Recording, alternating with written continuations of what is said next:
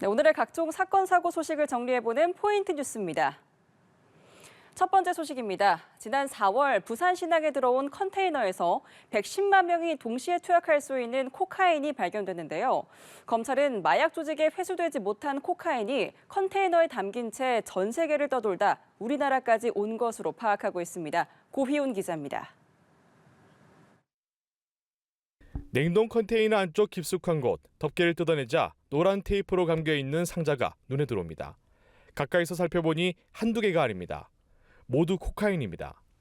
현장을 살펴보던 세관 직원도 놀랍니다. 와, 대박! 와, 진짜 있네. 적발된 코카인은 모두 33kg.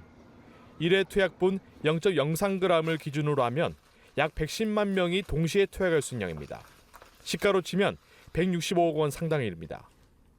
코카인은 지난 3월 10일 미국에서 육류를 싣고 출항해 4월 7일 부산 신항에 도착한 냉동 컨테이너 안에 숨겨져 있었습니다. 검찰이 적발된 컨테이너의 과거 운항 이력을 살펴봤더니 지난해 6월 브라질 산토스항에서 출발해 같은 해 7월 모로코 탕헤르항에 도착한 경로가 미심쩍었습니다. 브라질 산토스항에서 모로코 탕헤르항은 중남미에서 유럽으로 코카인이 밀수되는 주요한 루트이기 때문에 저희는 모로코 탕헤르항에서 계획대로 그러니까 회수가 안 된 것으로 추정을 하고 있습니다.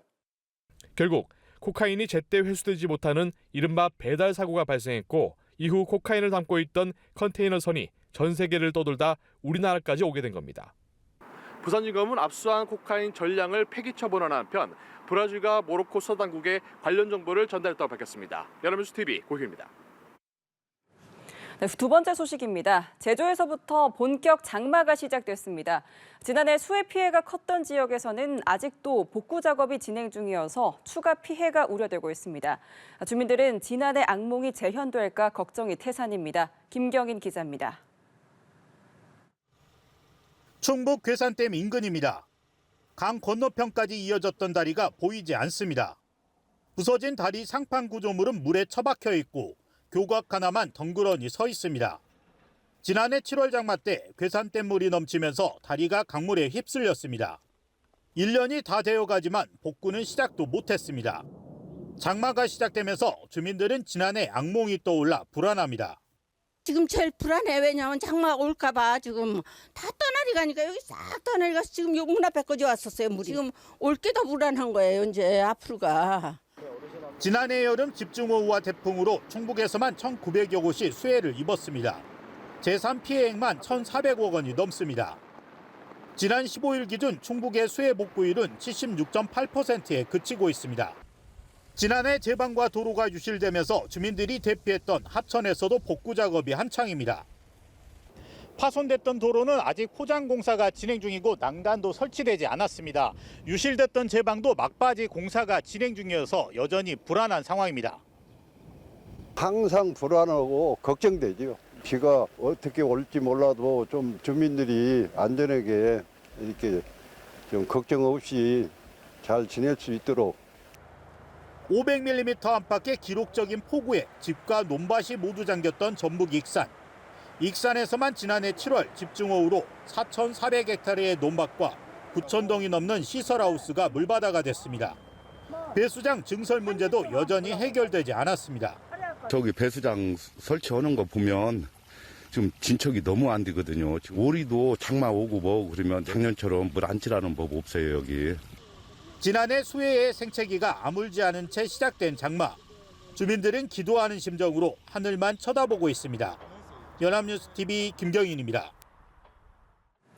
네, 다음 소식입니다. 고령층이 주로 사는 인천의 한 아파트에서 엘리베이터 운행이 2주 넘게 중단돼 주민 불편이 이어지고 있다는 소식 전해드렸는데요. 폭염으로 인한 안전사고 우려까지 나오면서 정부가 결국 조건부로 엘리베이터 운행을 허용하기로 했습니다. 한웅희 기자입니다.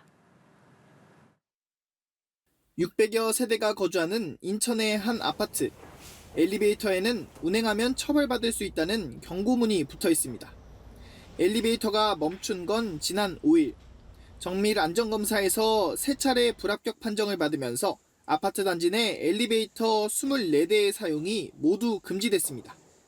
저 같은 경우는 지금 다리를 다쳐가지고 이러고 있는데 뭐 엘리베이터 있어도 자주 오르내리락 하지 않을 정도인데 걸어 올라갔다 내려왔다 하려니까 더 지나다가는 뭐 이제 어르신들은 무슨 일이 생길 수도 있는 거예요. 걱정이 많이 되는 부분이죠. 실제로 엘리베이터가 멈춘 뒤 80대 주민 2명이 응급 상황으로 병원에 이송되기도 했습니다. 관련법상 안전검사에서 불합격한 엘리베이터는 개선 조치 후 재검사에서 합격해야 다시 운행이 가능합니다. 하지만 엘리베이터를 수리하려 해도 부품 조달이 어려워 정상화까지는 최소 2달 이상이 걸리는 상황. 결국 정부가 나섰습니다. 행정안전부는 부품 교체 완료 전이라도 승강기 운행을 재개하도록 허용했습니다. 고령층이 많은 해당 아파트에서 부품 교체 기간인 7, 8월 폭염을 견디며 계단을 오르내려야 하는 상황이 사실상 재난에 해당한다고 판단한 겁니다.